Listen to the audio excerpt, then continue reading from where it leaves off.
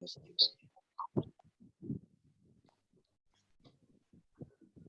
Jamaah subuh yang dirahmati Allah, kembali kiranya kita manjatkan puja dan puji kehadirat Allah Subhanahu wa taala atas izin Allah pada pagi hari ini.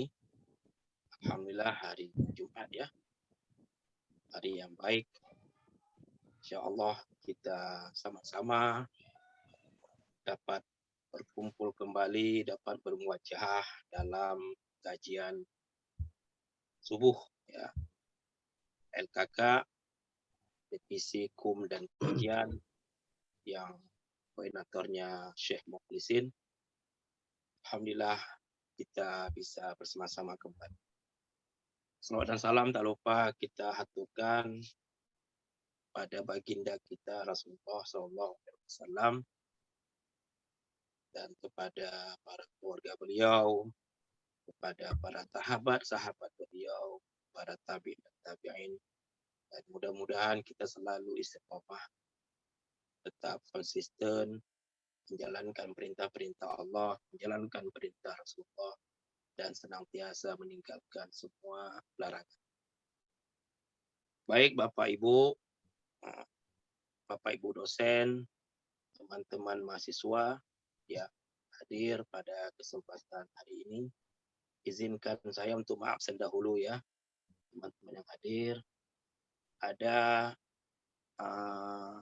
doktor ya, insyaallah calon doktor Ustadz Kiai Andi Hidayat. Ini sengaja kita datangkan dari barat nih, dari Harvard University. Beliau juga dosen terbang di Unpam. Luar biasa nih Unpam. Jadi ada pengiriman dosen yang luar biasa, calon doktor. Alhamdulillah beliau sudah lama kita agendakan ya waktunya untuk mengisi kajian. Alhamdulillah waktu beliau yang sangat padat waktunya ini, insya Allah dapat bersama-sama dengan kita. Alhamdulillah. Selanjutnya ada koordinator kita nih Pak Syekh ya, Mukhlisin. Beliau luar biasa nih, santai benar beliau. Sepertinya olahraga nih. Ini tetap istiqomah. Ya. Ada juga dengan sahabat kita Ahmad Yani Nasution. Alhamdulillah beliau sudah standby nih. Ini teman-teman yang selalu hadir, alhamdulillah. Selanjutnya ada lagi ada Bu Yazid nih. Ini luar biasa dari Al-Qahirah nih.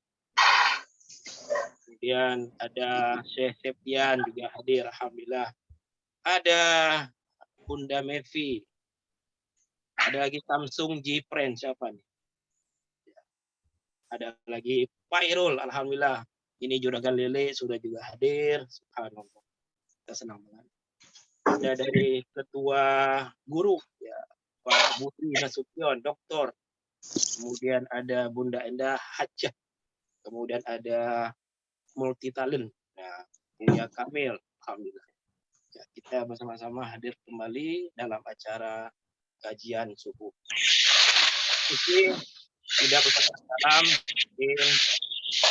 Pada pagi hari ini, insya Allah akan dikupas ya oleh calon doktor, oleh Pak Andi Hidayat, yaitu judulnya Hubungan Islam dan Barat dalam bidang ilmu pengetahuan. Wah, luar biasa. Pasti ini kita akan mendapatkan pencerahan dari beliau-beliau ini ya, dari Pak Andi, bagaimana Islam di barat ya perkembangannya, bagaimana Islam mungkin di Asia yang kita tahu sekarang ini banyak ya penggurusan, pada di barat itu malah berkembang Islamnya. Mungkin nanti beliau akan menjelaskan lebih panjang lebar, kita akan mendengarkan dengan baik ya sebagai ilmu kita, maka boleh jadi sebagai judul skripsi, tesis, disertasi kan teman-teman, luar biasa. Oke, sama-sama sebelum kita mulai kita bacakan basmalah. Bismillahirrahmanirrahim. Kemudian kita bacakan surah Al-Fatihah. A'udzubillahi minasyaitonirrajim. Bismillahirrahmanirrahim. Alhamdulillahirabbil alamin arrahmanir rahim maliki yaumiddin. Iyyaka na'budu wa iyyaka nasta'in ihdinas siratal mustaqim. Siratal ladzina an'amta 'alaihim ghairil maghdubi 'alaihim waladdallin. Amin. Amin. Selanjutnya waktu dan tempat kita persilahkan kepada Dr. Cika Andi Hidayat, kepada beliau fayatafadhal mashkur. Tafadhal. Assalamualaikum mungkin dari saya warahmatullahi wabarakatuh. Waalaikumsalam warahmatullahi wabarakatuh. Bismillahirrahmanirrahim. Assalamualaikum warahmatullahi wabarakatuh. Bismillahirabbil alamin. Allahumma shalli ala sayyidina Muhammad wa ala Muhammad. Amma ba'du. Pertama-tama suara-suara apa dulu tuh?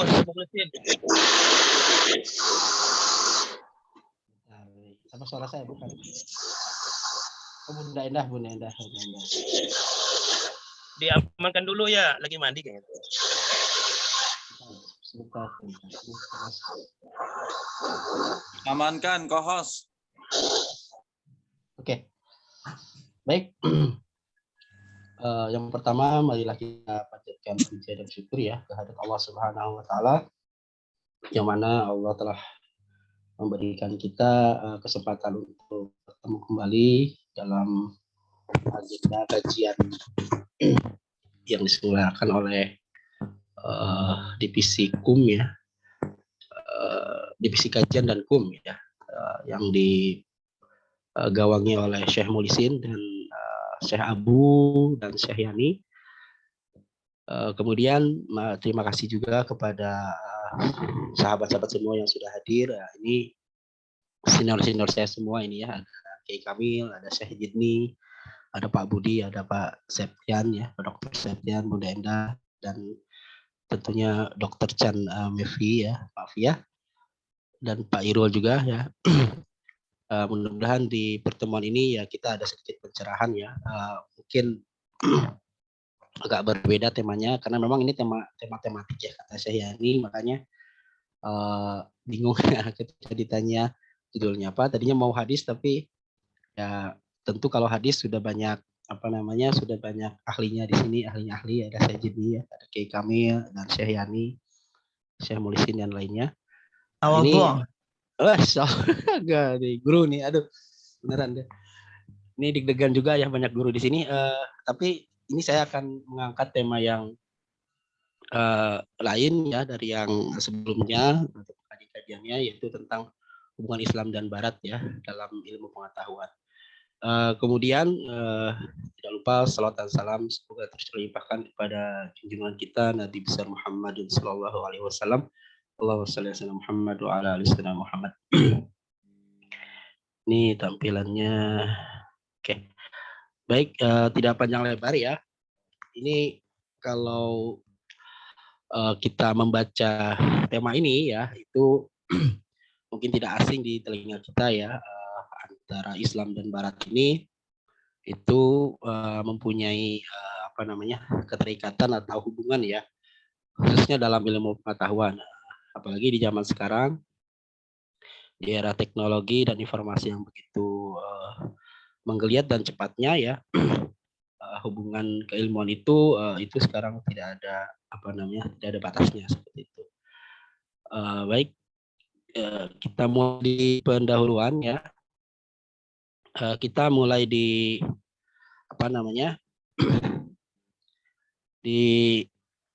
apa pengertian secara umum ya Islam dan Barat.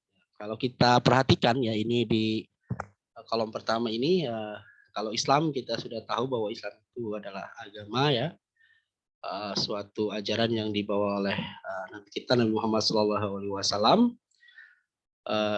Kemudian Barat ini ya, kita bisa melihat bahwa Barat adalah suatu warisan kebudayaan yang mana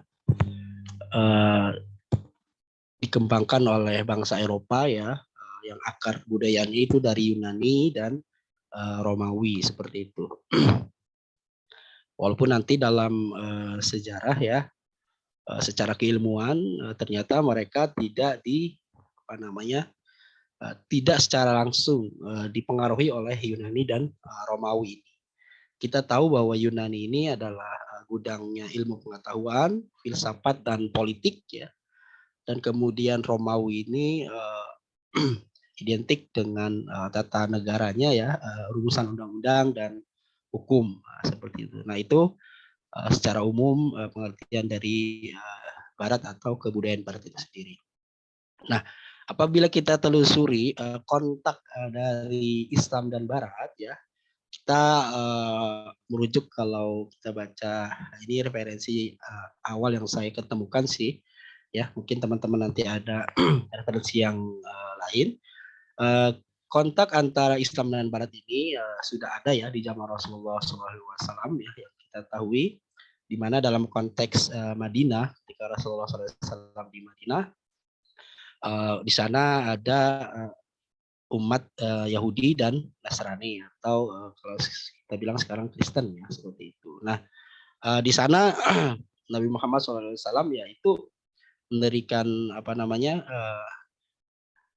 negara Madinah itu ya dengan di dalamnya ada agama-agama tersebut ya, kita tahu seperti itu.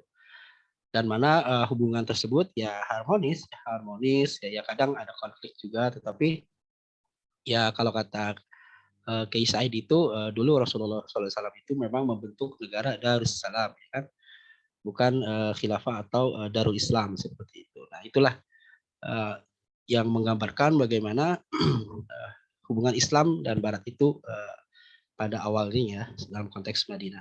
Nah kemudian ini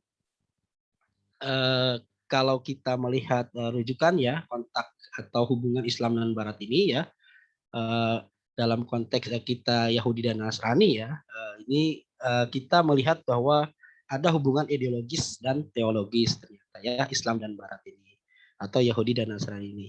Dari mana? Nah ketiganya ya, kalau ya ini memang referensi yang boleh mungkin dipertanyakan oleh teman-teman atau memang dicari lagi pembandingnya ya, bahwa memang agama Yahudi dan Nasrani ini ya kita ketahui adalah agama Samawi seperti itu ya, yang mana akarnya itu dari Nabi Ibrahim alaihissalam ya.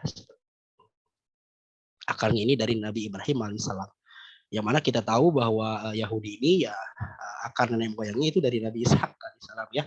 Kalau tidak salah mau dikoreksi, Nabi Ishak alaihissalam, yang mana Nabi Yakub ya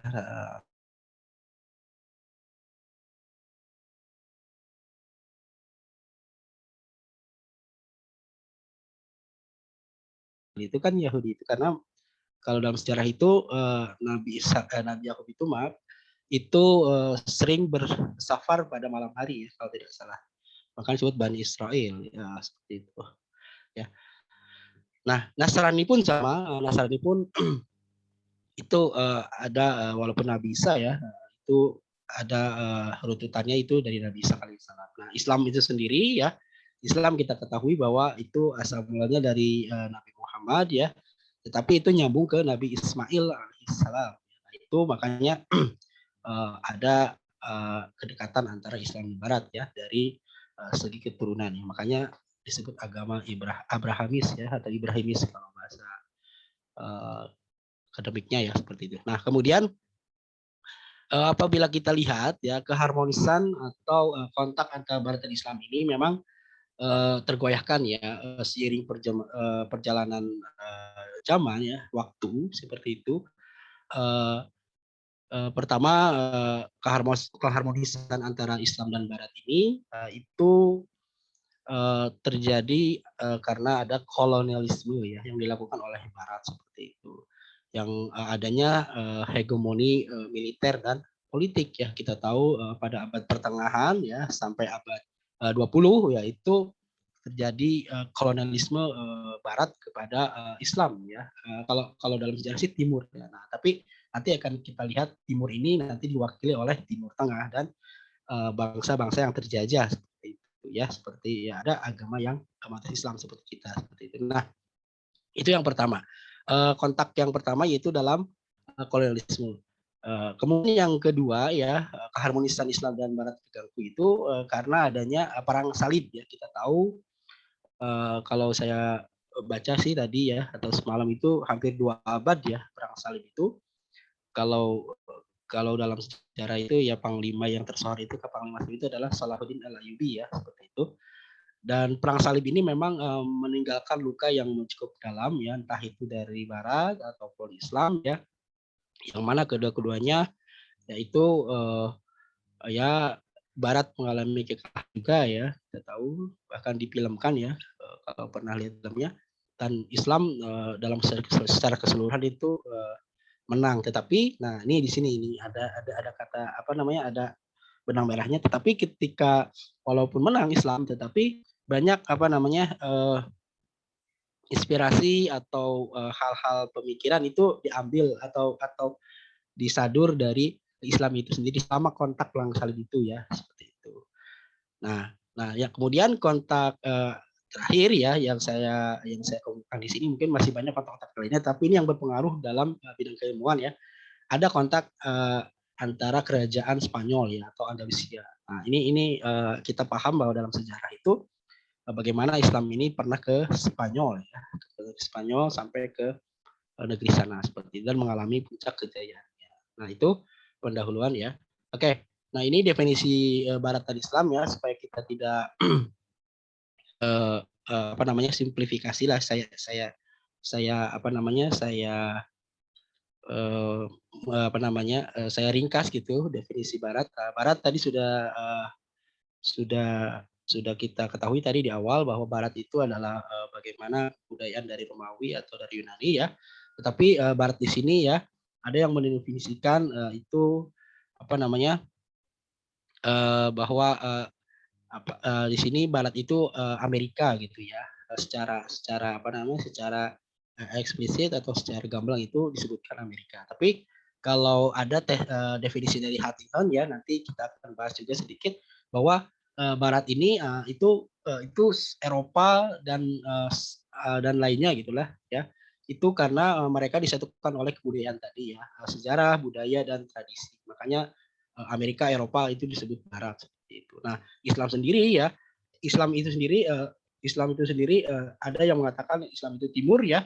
Kemudian bahwa ada yang mengatakan bahwa Islam itu ya Timur Tengah gitu ya. Tetapi secara apa namanya secara demografi ya bahwa Islam itu apa namanya ya ada di namanya apa namanya dari Asia juga dari kita ya seperti itu. Makanya disebut timur juga seperti itu. Ya kalau dalam dalam referensi yang lain disebut juga timur Islam ini. Oke, lanjut.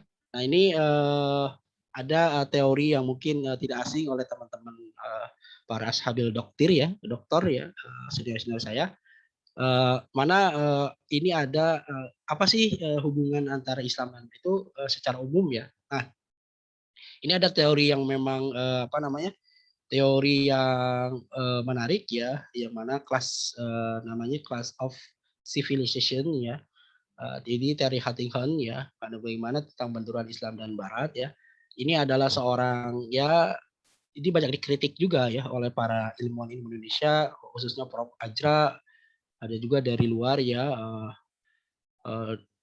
dari Edward Said dan dari apa namanya dari ilmuwan Amerika juga dia mengkritik tentang tesis ini tentang the class of civilization atau benturan peradaban. Nah, Huntington ini menganggap bahwa Islam itu adalah sebagai penghambat demokrasi dan itu akan menjadi apa namanya akan menjadi musuh terbesar dari Barat ya khususnya Amerika. Karena ini Huntington ini orang Amerika seperti itu. Nah, dia melihat ya, dia meneliti bahwa setelah Perang Dingin, ya, kita tahu Perang Dunia 1 dan 2-nya itu antara Uni Soviet dan Amerika, yaitu setelah Perang Dingin, itu kan Perang Dingin itu perang antara ideologis ya dan ekonomi ya khususnya. Ideologis itu antara komunis ya dan demokrasi liberal ya dengan Amerika itu. Nah, makanya setelah Perang Dingin itu kata Huntington itu akan bermusuhan antara Islam dan Barat. Nah, ini dikritik ya sebetulnya bahwa Islam itu tidak seperti itu ya, walaupun ada. Nah, makanya ini apa namanya nanti kita membuka mata batin, bukan mata batin, Irul itu membuka mata kita bahwa memang Islam ini ya perlu rahmatan lil alamin itu seperti itu. Dari sejarah ini kita lihat bahwa memang Islam ini memang dikomporin terus gitu kan.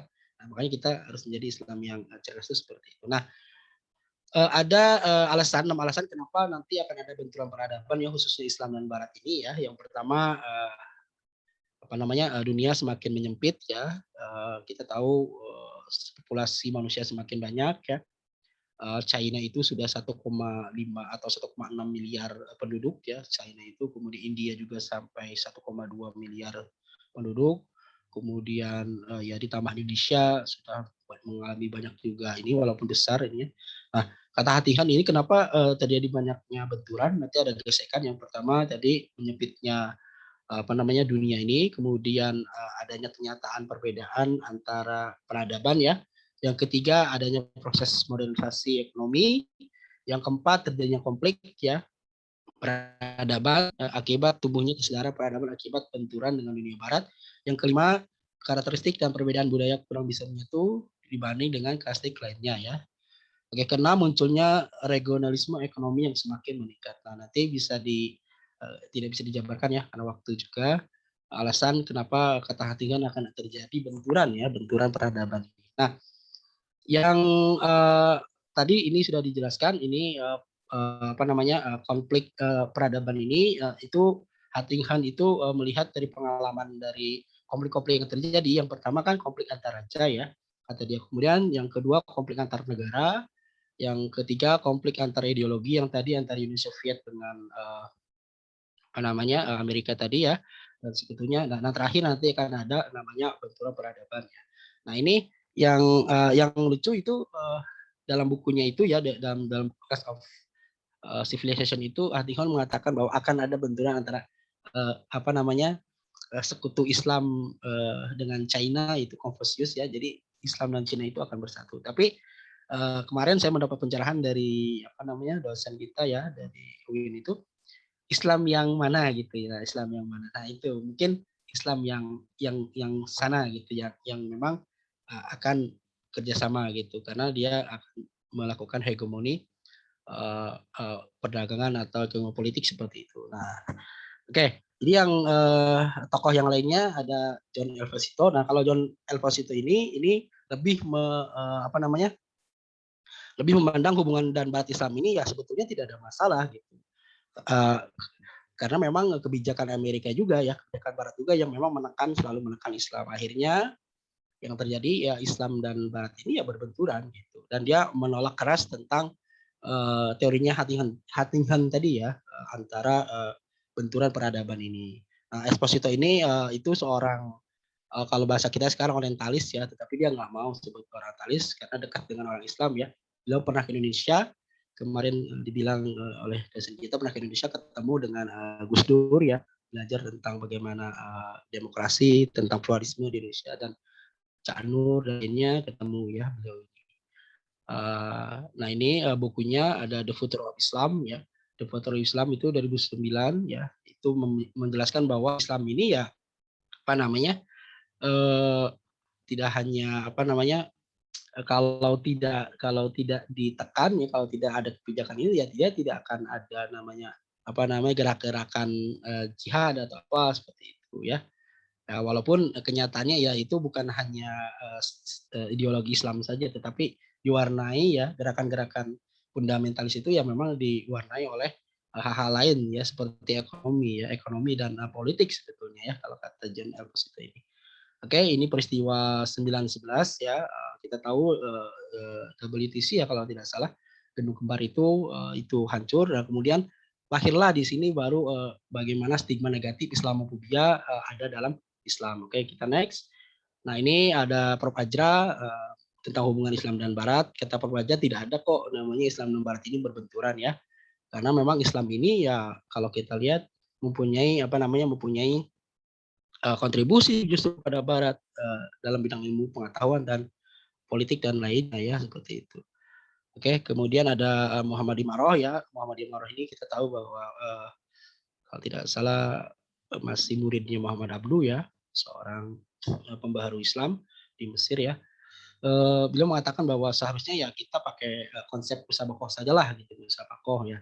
Tidak ada namanya konsep apa namanya benturan peradaban atau apa gitu. Kalau musabakoh ini kompetisi ini ya kita bebas gitu, yang menang ya menang gitu. Nah, yang kalah ya jangan jangan ada penjajahan seperti itu. Nah ini kata Muhammad Imaroh seperti itu dan seharusnya kata Muhammad Imaroh ini ya dunia ini menjadi forum peradaban gitu ya. Tidak apa namanya terdiri bagaimana agama dan falsafah atau kebudayaan itu gitu. Nah, itulah peradaban yang itu. Oke, apa namanya? Nah, ini tadi hubungan Barat dan Islam secara keseluruhan. Nah, kemudian sedikit lagi ya, ini bisa dilihat apa namanya?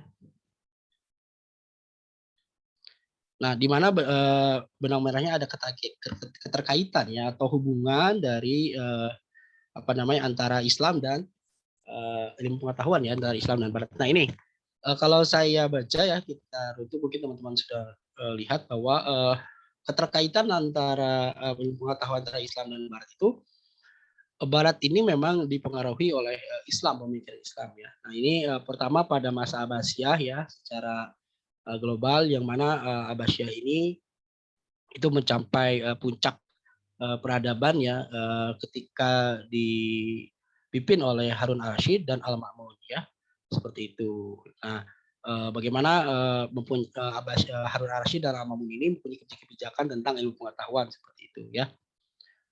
Kemudian proyeknya itu adalah ada proyek penerjemahan ya karya-karya dari Yunani, Persia dan lainnya seperti itu. Nah, yang kedua ya tadi sudah disebut bahwa hubungan ilmu pengetahuan antara Islam dan Barat itu terdapat pada perang salib ini ya. Perang salib yang mana ada akulturasi budaya gitu ya, akulturasi budaya bagaimana para para apa namanya para pasukan-pasukan salib itu melihat oh, kok Islam itu seperti ini bagus gitu ya. Bahwa mereka lebih maju dari kita gitu. Karena kita tahu bahwa apa namanya Barat ini dulu itu ya terkungkung oleh gereja gitu, oleh dogma-dogma gereja yang kalau kita tahu ya bahwa memang Barat ini dulu itu ya sama gitu rendah gitu, rendah gitu. Dalam artian dominasi gereja itu lebih tinggi gitu ya. Pemerintahan itu di ini ya apa namanya didominasi oleh fatwa-fatwa gereja, kemudian keilmuan itu ya sampai dulu kan ada Galileo Galilei itu sampai mau apa dibunuh apa sampai gitu. Pokoknya intinya dia dianggap sesat gitu ya menemukan teori-teori itu ya seperti itu. Nah, inilah awal mula dari bagaimana kita melihat ada hubungan keterkaitan antara ilmu pengetahuan Islam dan Barat ini gitu. Nah, ini kita tahu bahwa Yunani pun ketika itu mengalami fase stagnan ya. Akhirnya banyak filsuf-filsuf atau apa namanya ilmuwan-ilmuwan Islam yang menerjemahkan uh, apa namanya keilmuan-keilmuan dari Romawi ini, dari Yunani ini, maaf dari Yunani ya. Dan akhirnya lahirlah pemikir-pemikir Islam seperti Al-Kindi, Al-Farabi, Ibnu Sina dan Ibnu Tufail seperti itu ya. Jadi kalau kita baca ya secara apa namanya secara referensi bahwa memang keilmuan itu kan Yunani, Islam dan kemudian Barat. Nah, itulah yang kita ketahui seperti itu. Nah, ini ada 4 ciri yang menyebabkan peradaban Islam dapat mempengaruhi peradaban Barat. Jadi secara keilmuan ya. Yang pertama tadi kita lihat aktivitas kerajaan ya. Tadi ya bagaimana Abbasiyah ya apa namanya menerjemahkan buku-buku ya dan mendirikan sekolah-sekolah ya seperti itu. Kalau kalau sekolah-sekolah itu ada juga di Andalusia itu di Cordova juga ada ya seperti itu. Dan kemudian yang kedua, nah ini terjemahan buku-buku dan perpustakaan ya dari bahasa Yunani ya ke bahasa Arab ya. Nah ini terjadi pada apa namanya kepada Khalifah Al-Ma'mun seperti itu. Nah kemudian yang ketiga ya nah, pengiriman mahasiswa ya, ini pengiriman mahasiswa dari barat itu ke Islam ya, yang mana ke Spanyol gitu ya, ke Andalusia ini. Nah, kita tahu awal dari apa namanya, kejayaan Islam di Spanyol itu ada di Toledo ya, Spanyol itu, yang mana di situ ada kampus-kampus atau universitas yang berdiri ya, dan akhirnya orang-orang Barat itu belajar ke sana ya. Kalau dalam bacaan kita lihat bahwa banyak beberapa ahli ada 4 ya, tapi di sini saya melihat ada ditulis saya satu ya, Adelard Bard ya. Adelard Bard ini ahli matematika dan filsafat Inggris dan dia pernah belajar di Andalusia ini dan dia dipengaruhi oleh pemikiran ada ya nanti ahli matematika dari kita dari Al-Jabar ya, Al-Jabir, Al-Khawarizmi juga ya seperti itu. Nah, yang keempat yaitu dari perang salib. Jadi sudah dibahas juga bahwa perang salib ini ya itu apa namanya meruntuhkan kerajaan Spanyol ya, kerajaan Spanyol Andalusia ini dan akhirnya orang-orang yang Islam itu dikasih pilihan gitu, mau masuk Kristen atau memang dibunuh gitu. Dan ada istilah makanya Monarabes ya, ini istilah baru juga makanya saya cantumkan di sini Monarabes. Jadi orang-orang yang Islam disuruh meluk Kristen, akhirnya disebut Monarabes dan dari Monarabes inilah apa namanya ilmu-ilmu Islam itu akhirnya diserap oleh Barat seperti itu. Nah, kemudian kita lihat, nah ini fakta sejarah sebetulnya kita bukan mengawang-awang ya. Ini kita membuktikan bahwa Islam ini mempengaruhi keilmuan Barat ya. Kita agak mengawang-awang. Nah, di sini kita ada 2 macam ilmu pengetahuan. Kita tahu ada pengetahuan alam, itu ada astronomi ya. Itu yang pertama Abu Abdillah Muhammad bin Sinan Jabar al-Batani ya. Karyanya yaitu tentang al-juz sabi ilmu nujum ya. Dan kemudian dilanjutkan, nah baru kita kalau kita lihat buku astronomi itu baru ada yang namanya siapa namanya Nicholas Copernicus ya, baru ada kok Nicholas Copernicus, padahal sebelumnya itu ada Abu Abdillah Muhammad bin Sinan Jabar al-Batani ya, bukan al-Bantani ya. Al-Bantani itu kimpi ya nanti. Oke, kemudian kedokteran ya kita tahu, nah ini kedokteran ini bukan apa namanya bukan apa namanya bukan hoak lagi ya, tapi betul ya bahwa Islam itu ya mempunyai dokter-dokter yang sudah ada di zaman dulu ya. Ada Ibnu Sina ya kalau kita lihat, ada Ibnu Sina ya. Ibnu Sina ada apa namanya dikenal dengan Avicenna di sana ya. Judulnya adalah Konun fi Atib ya, pedoman kedokteran. Kemudian ada juga Ibnu Rus ya, Ibnu Rus juga dikenal dengan Averroes ya di apa namanya di Barat ini ya, dia mempunyai buku tentang Al-Kulliyat fi At-Tabib ya, aturan-aturan ilmu kedokteran. Nah, ilmu pasti ya, nah ilmu pasti itu ada apa namanya Muhammad Ibnu Al-Musa Al-Khwarizmi ya, Al-Fargani dan yang lain-lainnya ya. Ilmu IPA juga ada, kimia juga ada seperti itu. Di ilmu pengetahuan sosial ada filsafat, teologi itu Al-Kindi ya, ada Al-Kindi, Al-Farabi, Ibnu Baja, At-Tufail dan Ibnu Rushd ya. Kita tahu ilmu sosial ada Yaqut Ibnu Al-Hamawi, pengarang Mu'jam Al-Buldan ya, atau kamus ilmu bumi ya. Nah, itu secara umum ya, secara global bagaimana hubungan antara ilmu pengetahuan antar Islam dan Barat. Ternyata Barat ini banyak ya dipengaruhi keilmuannya oleh Islam. Nah, kok saya bisa ngomong seperti itu ya? Kita bisa melihat bacaan-bacaan itu ada karya dari apa namanya? Ada karya dari siapa? Stop dulu.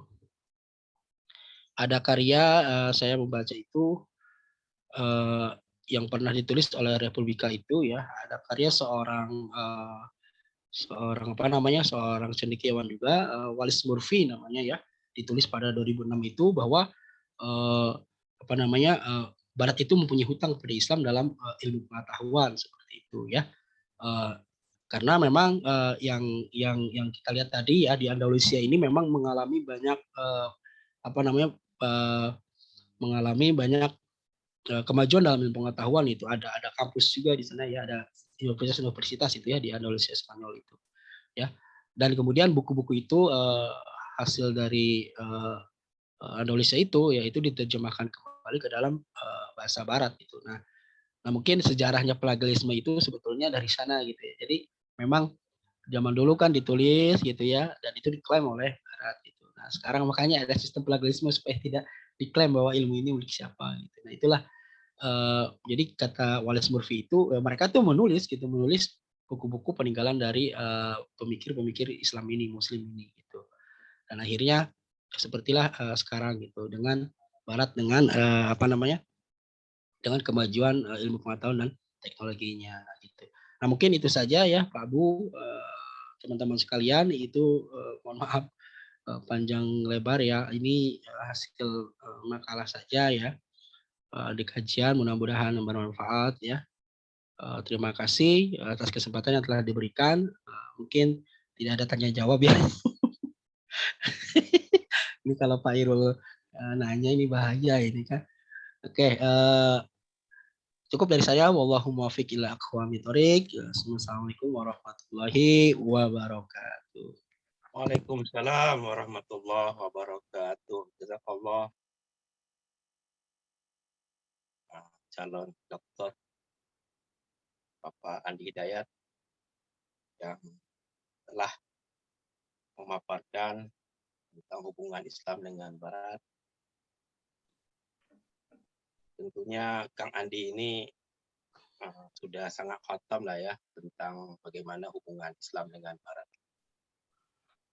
Saya rasa ya mungkin banyak teman-teman para dosen ingin bertanya ya, karena memang kita lihat bagaimana historinya tentang Islam dengan Barat. Bisa dikatakan mesra, ya mesra. Bisa juga dikatakan berantem, ya berantem juga. Bisa dikatakan saling bunuh, ya bunuh juga. Saya nggak tahu ya.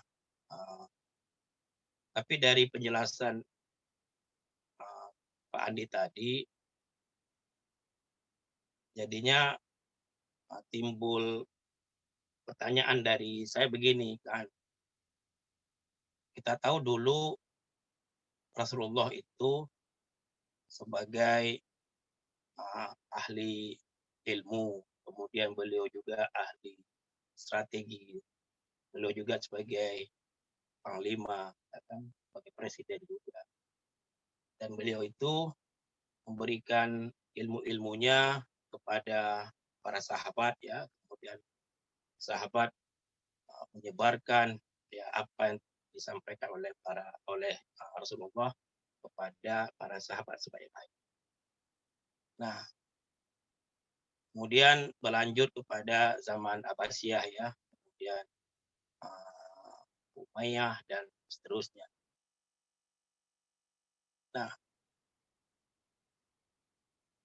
justru yang kita sayangkan sekarang ini, setelah Islam itu lama berkembang ya, di Arab, kemudian sampai Fatuhu ya, penaklukan di berbagai macam daerah ya.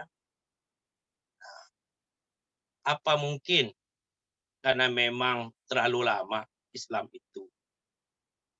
Kita tahu Islam itu berkuasa sampai 3 abad ya, 300 lebih ya. Nah, sampai di Andalusia itu juga artinya kekuatan Islam terakhir ya situ. Nah, kemudian terjadilah itu ya namanya penaklukan ya Andalusia ya oleh Ferdinand ya sama Isabella. Nah, yang jadi pertanyaan saya itu begini Pak Andi. Itu kan Islam dahulu telah memberikan sumbangsih besar ya ilmu pengetahuan kepada Barat. Kemudian Barat yang tadinya orang tidak punya ilmu, ya kan, orang yang istilahnya blow on itu ya, tapi kemudian dapat ilmu pengetahuan dari Islam, mereka jadi hebat. Nah, setelah mereka itu hebat, ya kan, kemudian mereka kuasai Islam, bahkan Islam itu dibunuh, Islam itu diusir, itu berbeda sekali dengan apa yang telah diajarkan oleh baginda kita Rasulullah ya, artinya orang-orang Barat itu dirangkul, malah ilmunya dapat. Nah, mungkin Pak Andi bisa menjelaskan kenapa, apakah memang ada dendam kusumat ya yang ada di Barat itu sampai-sampai Islam ya sampai ke akar-akarnya dihabisin gitu kan. Berbeda dengan Islam berkuasa. Islam berkuasa itu diberikan hak kepada mereka yang non Muslim itu untuk hidup kan, boleh tahu anak cucunya nanti ada yang beriman pada Allah kan. Nah mungkin yang kedua Pak Andi, saya ingin nanya, itu Yahudi berbeda nggak dengan Yahudi yang sekarang? Artinya kalau kita sandingkan dengan peristiwa Palestina dan Israel, Yahudi lo kan gitu bahasanya kan, Yahudi kamu itu kan. Apa Yahudi itu apakah Yahudi semua tidak ada Islamnya di Yahudi gitu? Ini kan pertanyaan juga nih, karena kalau kita begitu mengklaim Yahudi lo, itu hati-hati loh, karena di Yahudi itu masih ada Islamnya. Saya nggak tahu tuh apakah memang di Yahudi itu ada Islamnya, ada nur cahaya Islamnya, atau mereka Yahudi semua itu kan. Artinya, nah kemudian yang ketiga itu mungkin pertanyaan saya ada ayat ya walan tardo angkal Yahudu walan Nasoro kan atat yang bila tahu. Itu Allah sendiri yang mengatakan itu, untuk kamu tidak akan ridho. Teruslah ya pada mereka itu, belum kamu masuk ke agama mereka. Nah, yang mungkin Pak Andi bisa menjelaskan kepada kita semua itu kan, agar paling tidak kita ini setelah mendapatkan ilmu-ilmu dulu itu, nah mungkin ilmu sekarang lebih ditambah lagi dari Pak Andi, yang kita bisa mencari kan korelasi nanti. Nah, kemudian apa namanya tadi juga Pak Andi juga menjelaskan bagaimana orang Barat itu memberikan kesempatan kepada umat-umat Muslim untuk belajar ke Barat. Itu kita mendapatkan ilmu. Oke, kalau memang saya mengatakan kalau memang imannya kuat, akidahnya kuat, tidak tergoda kan dengan apa yang dia belajar di Barat itu. Karena memang kebanyakan yang pulang dari Barat itu bukannya memberi ketenangan kepada umat Muslim, malah sekarang memberikan kegundahan kepada umat Muslim. Sebaliknya kalau kita belajar di Timur Tengah itu, ya mungkin itu memang udah tempatnya. Berbeda halnya kalau mereka belajar di Islam ya, orang Barat. Makanya kan ada juga istilah itu, kalau mereka meninggalkan agama mereka akan maju. Justru kita ini meninggalkan agama kita, malah justru kita jadi makin jauh dengan agama kita. Mungkin itu yang bisa saya sampaikan Pak Andi. Mungkin teman-teman yang lain bisa menyampaikan. Silahkan. Demikian Pak Andi atau teman-teman yang lain ada mau pertanyaan Ini lagi. pertanyaan Pak Abu ini udah panjang kali lebar ya. Kalinya panjang. Ini nanti saya minta bantuan oleh Sejid ini, beliau memang ahli juga ya dalam pemikiran Islam ya. Kiai Muhyi juga ada Pak Dr. Septian, ada apa namanya, ada Syah Muhyiddin, ada senior saya juga ya Bu Nenda, ada Dr. Budi ya, nanti bisa ditambahkan ada Dr. Mimpi ya. Ini pertanyaan Pak Abu sebetulnya panjang ya kan, dan itu memang pertanyaan-pertanyaan normatif ya yang ditanyakan oleh seseorang ketika kita membahas Barat dan Islam gitu. Memang ini agak sensitif ya. Sebetulnya ya kalau Islam dengan pahamnya yang rahmatan lil alamin ya itu kalau disandingkan dengan Barat yang sekuler itu ya agak bertentangan kan seperti itu kalau kita memang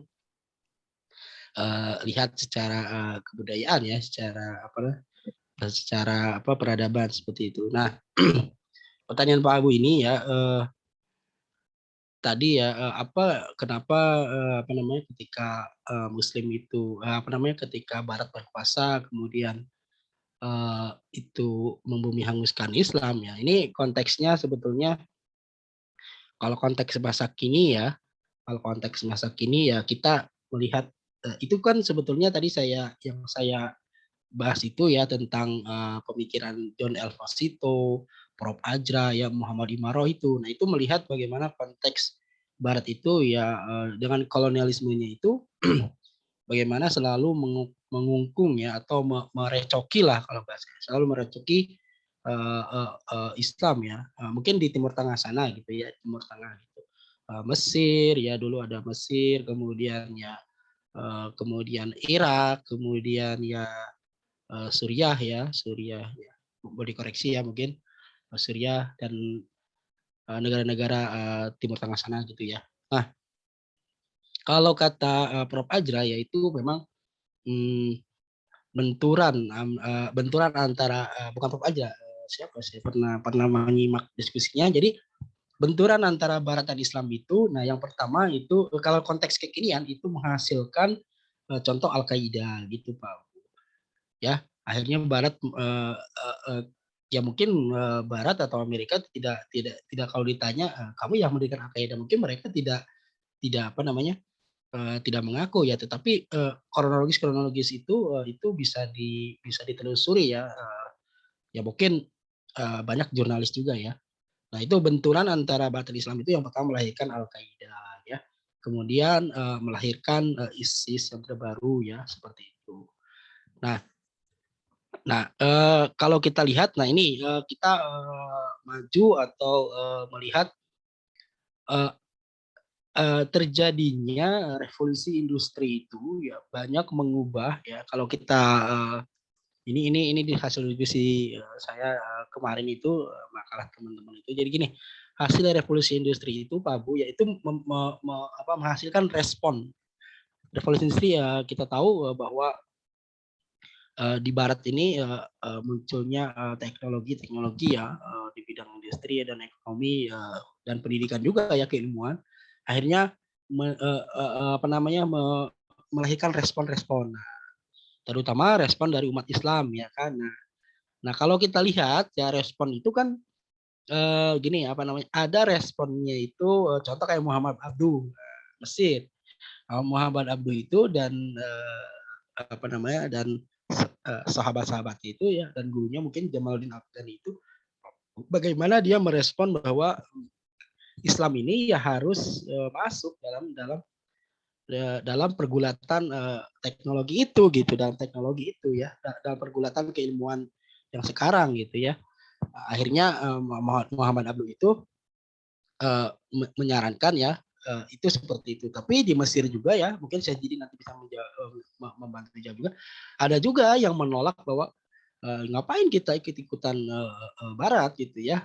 Kita udah gini aja gitu karena ada yang tradisionalis juga ya memandang revolusi industri itu gitu. Nah kalau Muhammad Abduh, ayo kita kembali mulai dari pendidikan ya, mulai dari sistem-sistem yang ada ya di Mesir pada waktu itu. Dan nah ini sejarahnya mungkin bisa disangkal juga oleh teman-teman. Nah ada juga gerakan di Arab sana. Nah makanya ini Babu. Nah ketika lahirnya gerakan-gerakan keilmuan Barat itu yang luar biasa ya revolusi industri itu. Nah di Arab ini justru lahirnya gerakan-gerakan puritisme atau puritan gitu ya. Bagaimana dia kembali kepada Al-Quran dan hadis itu gitu. Nah makanya lahirnya Wahabi itu respon terhadap dengan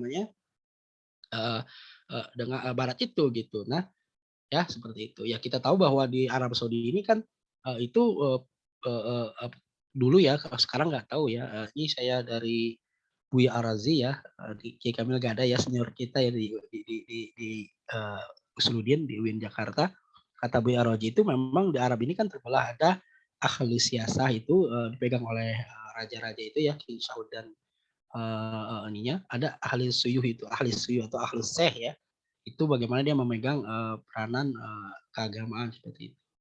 Nah itu respon-respon yang ada gitu. Nah akhirnya ya ya mungkin kita lihat juga ya dari situ banyak tafsir-tafsir ya lahir, kemudian tafsir-tafsir yang lahir yang coraknya itu memang dalam jihad itu keras gitu ya. Karena memang adanya kolonialisme dari barat itu gitu ya. Kita tahu Mesir itu dijajah oleh Inggris ya kalau nggak salah ya. Apa Perancis ya lupa. Pokoknya dijajah ya akhirnya banyak pendekatan-pendekatan Mesir itu kalau kita membahas tentang jihad atau hal tentang perang itu keras ya karena memang konteksnya itu ketika itu dulu dijajah gitu. Nah, ya makanya itu yang terjadi gitu ya. Nah, kalau bilang kata Pak Abu, apakah ada dendam gitu di antara, Barat sama Islam? Nah, ya memang apa namanya, banyak karya-karya dari Barat ini memang mengompori ya, contohnya tadi kayak Hati-Han ini ya, itu mengompori bahwa ya Islam ini adalah musuh terbesar dari apa namanya, dari Barat gitu. Tapi kalau kata Prof. Ajra ya itu semuanya hanya, apa namanya, hanya, apa namanya, kepentingan ekonomi dan politik sebetulnya gitu ya. Itu hanya kepentingan ekonomi dan politik gitu ya. Jadinya makanya ya kita dilema juga Pak Bunda. Makanya ini yang harus kita uraikan sebagai muslim yang makanya kita bersyukurlah ke Indonesia ini ya. Di Indonesia ini ada banyak-banyak ya guru-guru kita yang mengingatkan kita, kita tidak boleh seperti itu. Karena konteks kita dengan Timur Tengah itu beda gitu ya. Walaupun katanya kita dijajah secara ini ya, ya kita nih bagaimana kita menyikapi itu? Apakah kita berteman ya kan dengan Barat gitu ya? Seperti itu Pak Bu ya. Kalau pertanyaan tentang ayat yang tadi, wah itu perlu membuka kitab tafsir itu kalau kalau saya jini itu kalau saya kalau saya kitab apa namanya kitab pendidikan Islam kalau saya buka ya. Oke. Mungkin itu Pak Abu lah di saya. Maaf, tidak bisa menjawab semuanya ya. Ini panjang kali lebar di Pak Abu. Mungkin nanti bisa dikoreksi teman-teman. Nisa Jini mungkin bisa menambahkan ya. Jangan kabur saya. Oke, Sejini atau Kiai Muhi atau ada Pak Dr. Budi di sini, boleh ada juga ya. Oke, itu saja Pak Bu dari saya. Ini ada senior kita ada Pak Ketua LPM. Saya masuk deh. Oke, ya, saya jadi silakan. Ya. Baik teman-teman yang pindah posisi pindah. Teman-teman yang dirahmati Allah. Ya. Khusus buat Kang Irul yang saya cintai. Baik, begini. Ada cinta segitiga kita sih. Saya, Kang Irul sama sampean. Jadi begini, apa namanya? Berbicara tentang Islam dan Barat itu kita selalu menyalahkan Barat ya. Seperti yang bagaimana ketika Islam menguasai Barat, kemudian ada sahabat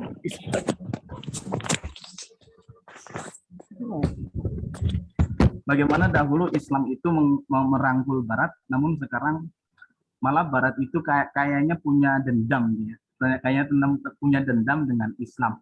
Seperti yang tadi ditanyakan oleh Pak Abu gitu. Padahal Nabi Muhammad SAW itu kan merangkul gitu ya. Merangkul bagaimana ketika di Madinah itu kan ada musuh bebuyutan 150 tahun namanya itu berantem nggak berhenti-berhenti. Giliran Nabi Muhammad datang malah berhenti begitu. Nah, yang menarik sebenarnya ketika berdiri kerajaan-kerajaan Islam itu, ya, kerajaan-kerajaan Islam pasca Khulafaur Rasyidin, kemudian berdirinya Muawiyah, kemudian berdirinya Muawiyah, sistemnya namanya pakainya monarki, tapi sebutnya namanya khilafah. Ini kan lucu, ya kan? Turun temurun tapi namanya khilafah. Padahal kan nggak boleh. Namanya khilafah itu kan nggak boleh, bukan monarki sebenarnya. Baik, berdirinya Muawiyah, ya. Seharusnya ini Muawiyah ini kan dekat dengan Nabi, begitu ya. Muawiyah ini kan pernah melihat bagaimana cara Nabi Muhammad SAW itu memimpin. Namun, bagaimana cara Nabi Muhammad itu merangkul yang beda agama saja dirangkul, tapi kok Muawiyah ini tidak bisa mempraktekkan ketika terjadinya konflik dengan Ali.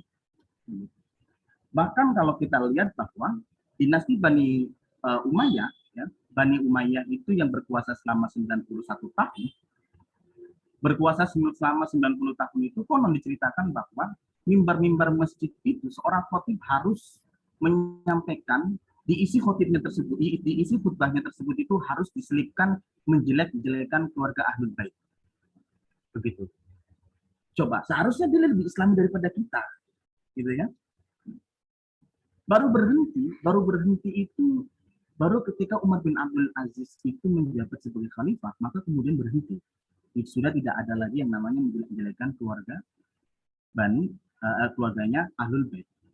Begitu juga ketika Abbasiyah naik. Ketika Abbasiyah naik itu berdarah-darah dia menghabisi Muawiyah, berdarah-darah menghabisi dinasti Bani Umayyah. Ya. Tapi lagi-lagi pun, dia ini kan juga sebenarnya lebih dekat dengan Nabi juga. Harusnya pun dia bisa menanamkan nilai-nilai apa yang ditanamkan oleh Nabi Muhammad, yaitu apa? Merangkul. Coba kalau kita lihat, kita jangan melihat Abbasiyah dari sisi perkembangan ilmu pengetahuan yang sangat maju. Memang betul, tapi dari sekian banyak khilafah, khalifah, itu hanya di masa Harun ar-Rasyid, kemudian diteruskan oleh Al-Ma'mun. Ya. Yang kalau kita lihat sejarah lagi, ternyata Harun ar-Rasyid pun sebelum menjabat itu sempat berseteru dengan Al-Hadi, Musa Al-Hadi sebagai penerusnya Al-Mahdi. Ya kan? Al-Mahdi Al-Hadi ini kan berusaha untuk menyingkirkan Harun ar-Rasyid. Namun tidak lama Musa Al-Hadi memimpin hanya 1 tahun sekian, kemudian Harun ar-Rasyid sampai harus mengasingkan diri supaya tidak dibunuh. Barulah kemudian Harun ar-Rasyid naik. Ketika Harun ar-Rasyid naik, kemudian anak Harun ar-Rasyid ini meminta kepada menunjuk anaknya, ya, menunjuk anaknya ini kan Harun ar-Rasyid punya istri 3, gitu ya, punya istri 3, hanya saja yang diberikan amanah untuk menjadi pemimpin, untuk meneruskan tongkat, untuk meneruskan pemimpinannya Harun ar-Rasyid itu sejatinya adalah Al-Ma'mun. Namun karena bujukan istrinya tercinta, Zubaidah orang Arab, itu meminta Al-Amin. Karena Al-Ma'mun ini adalah anak dari istrinya yang dari Persia, namanya Marojin ibunya. Zubaidah ini pengennya yang menjadi pemimpin adalah Al-Amin untuk meneruskan siapa? Harun ar-Rasyid. Harun ar-Rasyid pintar, cerdas, gitu. Banyak ilmu pengetahuan maju di zamannya. Tapi satu, kalahnya sama perempuan ternyata. Kalahnya sama Zubaidah. Karena atas permintaan istrinya supaya Al-Amin lebih dahulu untuk menjadi khalifah, maka kemudian dituruti. Ternyata ketika Al-Amin ini menjadi khalifah pun tidak beres. Malahan Al-Amin ini sampai mengusir Al-Ma'mun supaya apa? Karena supaya tidak ada namanya ada 2 matahari di dalam satu kepemimpinan. Digeserlah Al-Ma'mun. Coba. Ketika Abbasiyah berkuasa, kalau saya melihat kalau yang pernah saya baca sejarah, ketika Abbasiyah berkuasa, itu betul-betul ingin menghabisi orang-orang yang pro terhadap Bani Umayyah. Sampai-sampai kuburan yang sampai-sampai para pemimpin Abbasiyah, para pemimpin Bani Umayyah yang sudah dimakamkan, yang sudah dikubur, kuburnya itu diacak-acak dan jejaknya dihilangkan. Sampai segitunya gitu. Coba kalau kita kemudian bertanya, kurang Islam apa dia? Kenapa kita terlalu menuntut Barat untuk apa? Barat itu kenapa tidak bisa merangkul kita, kayaknya punya dendam. Sementara kalau kita lihat sejarah masa lalu kita yang orang Islam itu berdarah-darah.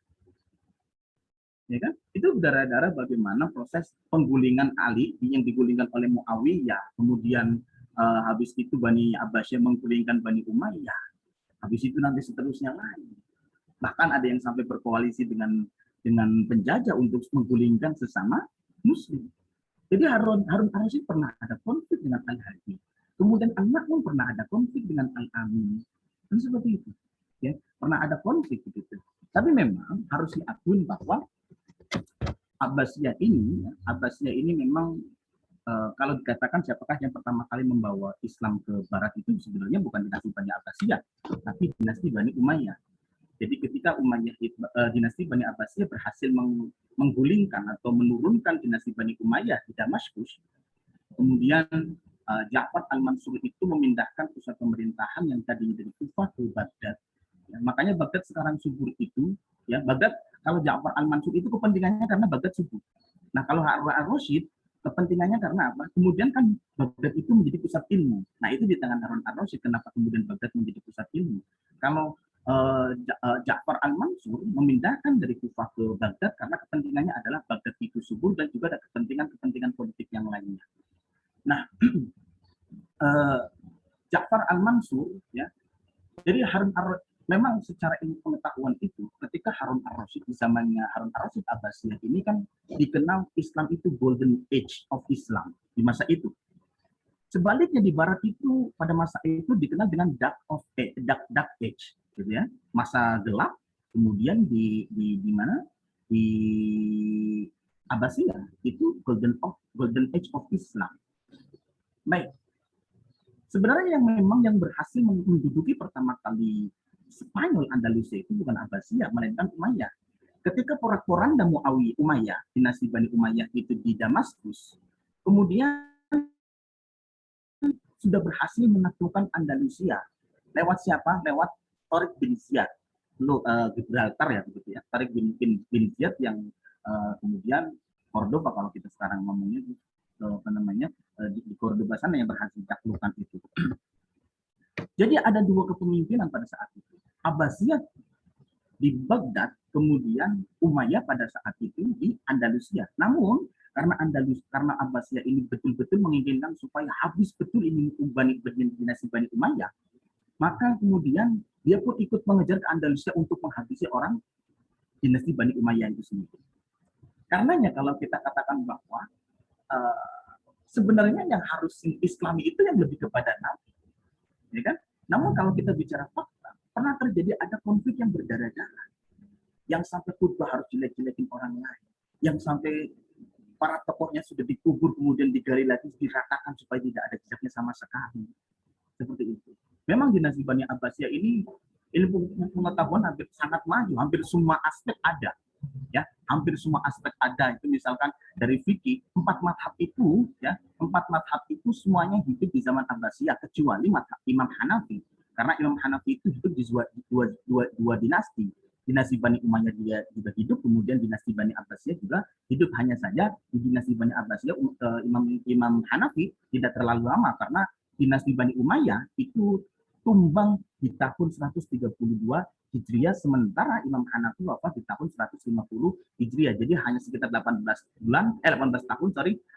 tahun Imam Hanafi itu mengalami bagaimana dinasti Bani Abbasiyah itu memimpin. Sisanya lebih banyak di dinasti Bani Umayyah. Kemudian imam-imam yang lain lebih banyak mengalaminya.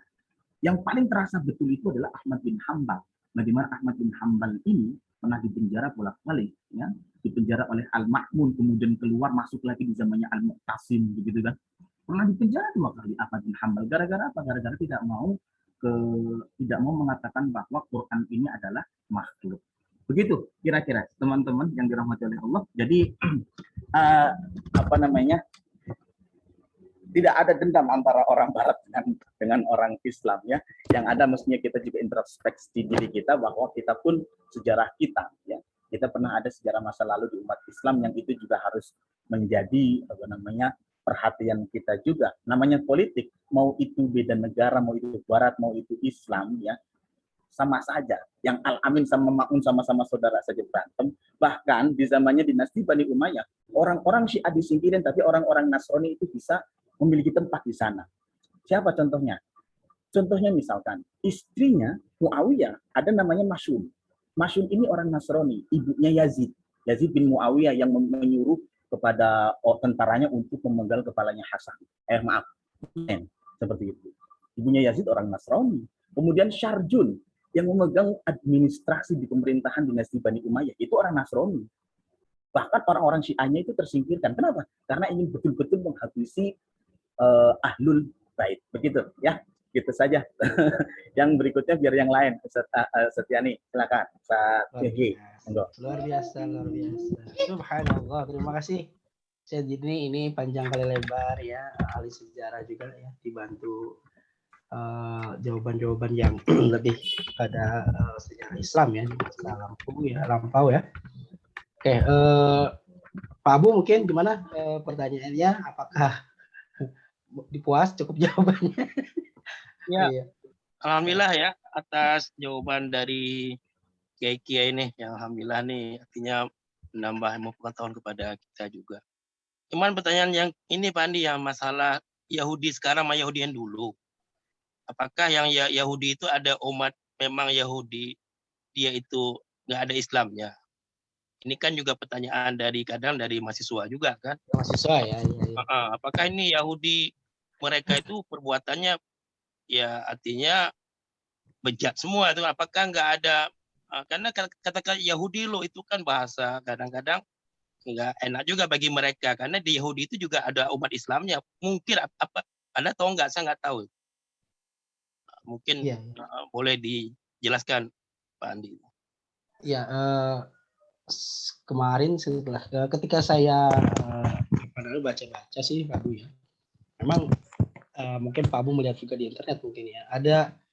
ada apa namanya, ada judul ya, tapi nggak saya baca dia sih. Judulnya itu Yahudi yang di Israel sekarang itu atau Palestina itu apakah asli gitu kan, Yahudi yang dulu gitu ya. Nah itu apa namanya, ya itu headline apa namanya, headline berita yang harusnya kita baca, yang saya baca juga ya. Nah sebetulnya gini Pak Bu, baik lagi pertanyaannya, Kristen yang sekarang juga apakah Kristen yang dulu kan begitu. Nah akhirnya kan berkembang kepada hukum kan, kepada hukum bahwa boleh gak sih menikah kepada, nah ini menikah dengan orang Kristen gitu kan, orang Yahudi, padahal kan mereka sebut dengan Alkitab itu kan seperti itu. Nah kalau saya melihat ya memang kalau konteksnya kalau saya secara general saja gitu ya Pak Bu ya, cari aman lah gitu.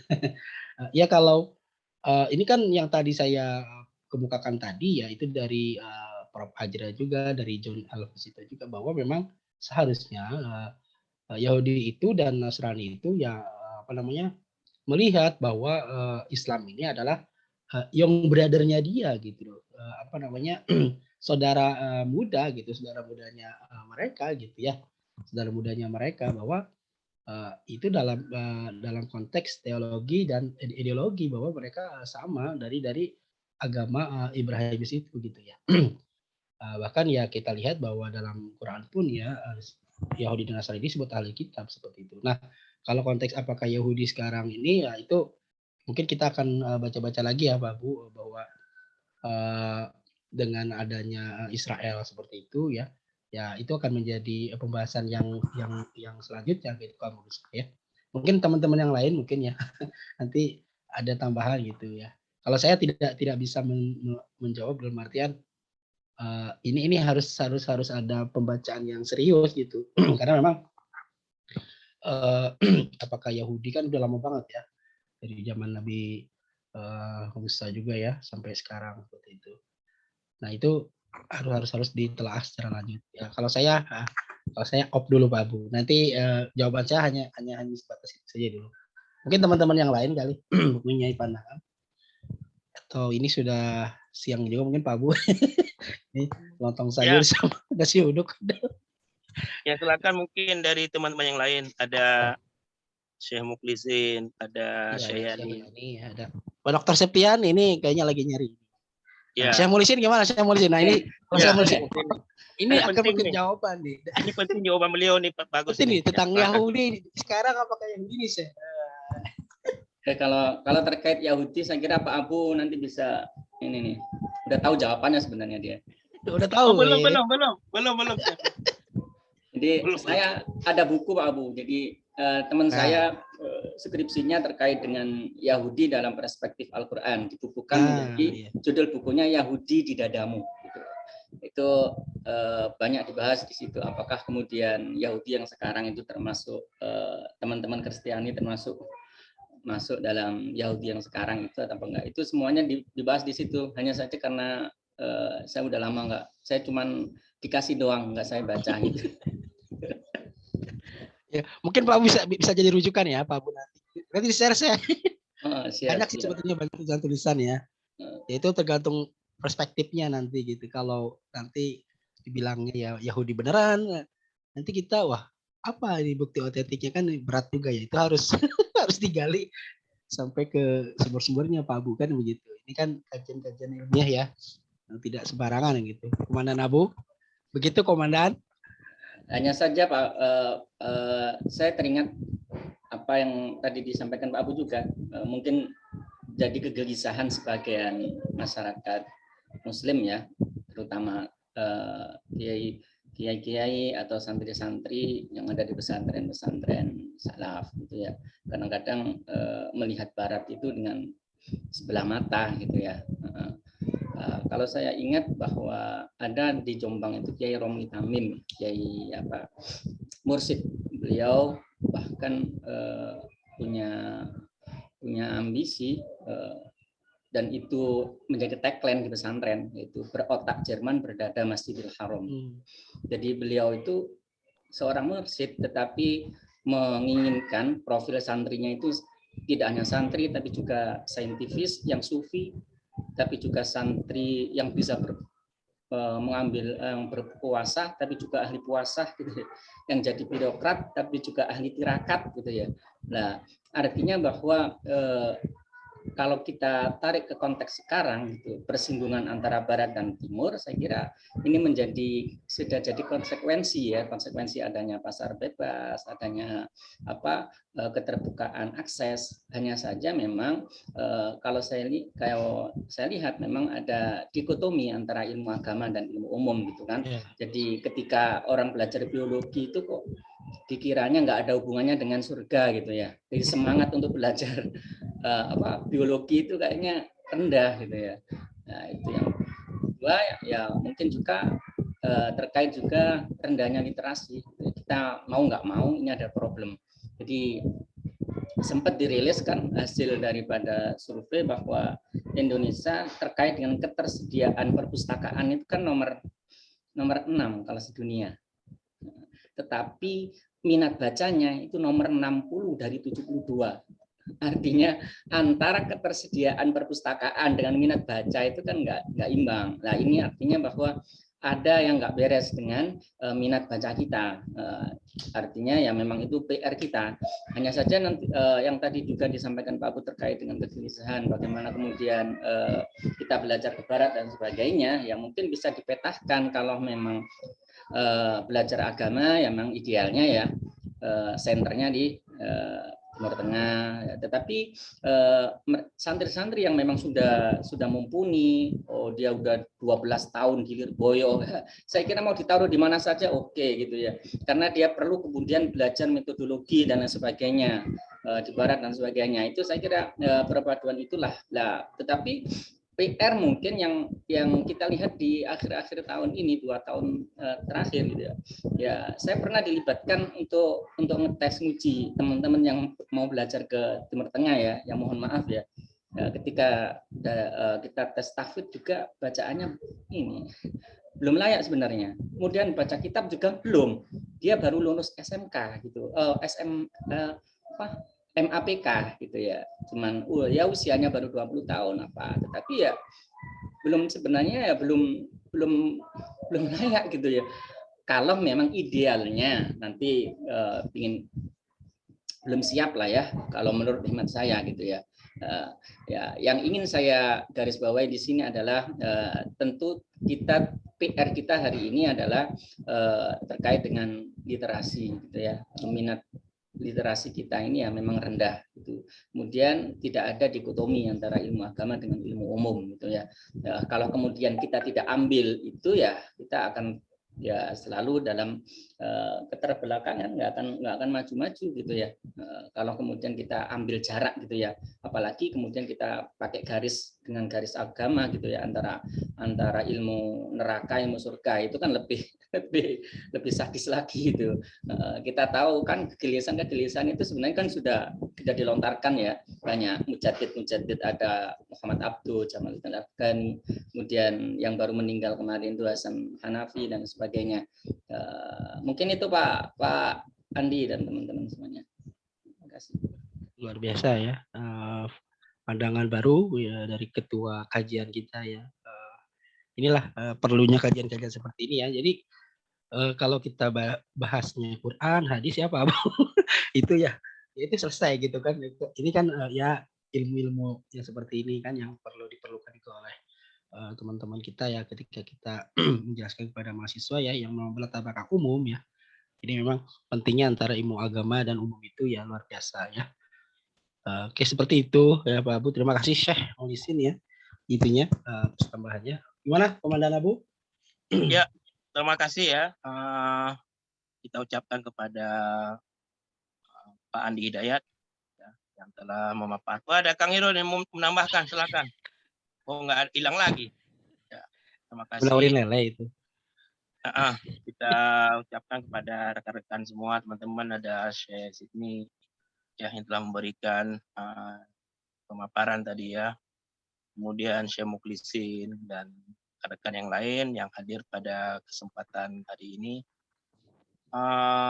Ya kita sama-sama belajar lah ya, sama-sama memperkuat ilmu pengetahuan paling tidak dengan mendapatkan ilmu, sharing ilmu ini ya kita sebagai dosen bisa memberikan nanti pencerahan kepada anak-anak murid kita kan. Demikian ya kita ucapkan pada semua yang pada hadir. Saya mohon maaf bila dalam kata-kata tadi ada menyinggung, ada khilaf, mohon maaf dengan sebesar-besarnya. Mari kita tutup dengan, masih ada lagi Syekh Mukhlis mau sampaikan? Masih ada lagi mau sampaikan? Nggak ada?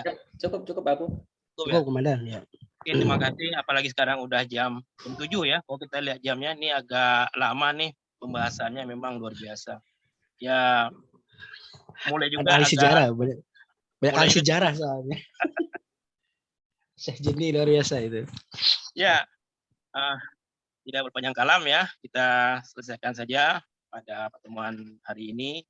Insya Allah Jumat depan, Jumat yang akan datang kita ada lagi kajian, insya Allah akan disampaikan oleh guru-guru kita.